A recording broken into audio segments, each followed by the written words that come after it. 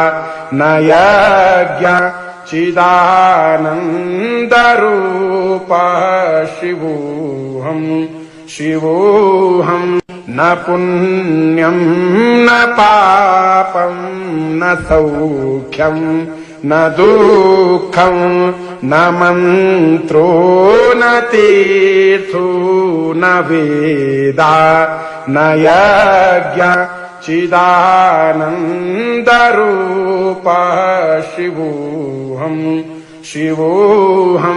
न पुण्यम् न पापम्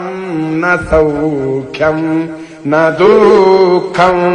न मन्त्रो न तीर्थो न वेदा न यज्ञ चिदानन्दरूपः शिवोऽहम्